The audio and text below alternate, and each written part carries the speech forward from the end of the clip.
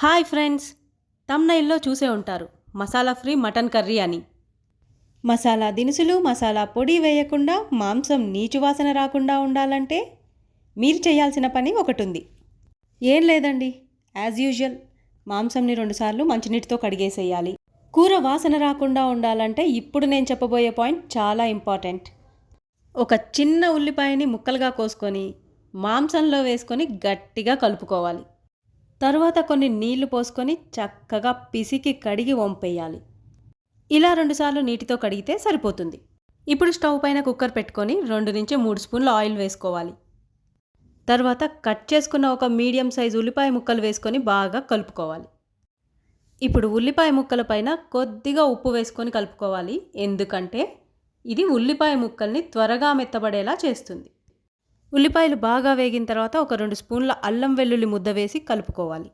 అల్లం వెల్లుల్లి ముద్ద కూడా వేగాక 1 స్పూన్ పసుపు వేసుకొని చక్కగా కలుపుకోవాలి.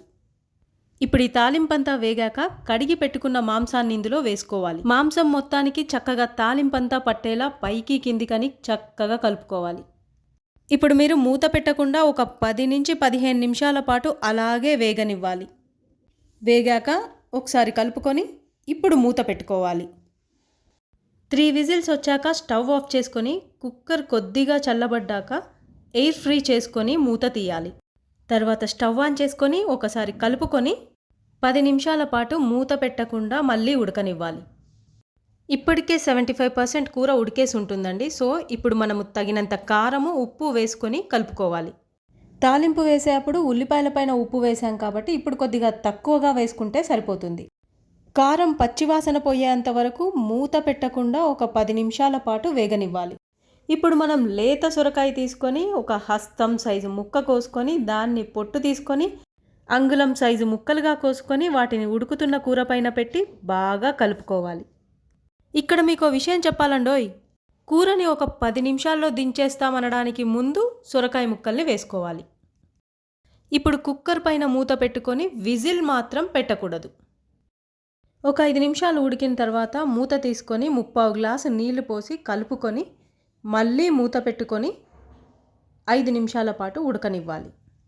తర్వాత మూత తీసుకొని సొరకాయ ముక్కలు ఉడికాయి అనిపిస్తే సన్నగా తరిగి పెట్టుకున్న కొత్తిమీర వేసుకొని ఒక్కసారి కలుపుకొని 2 నిమిషాల తర్వాత స్టవ్ ఆఫ్ చేసుకోవాలి.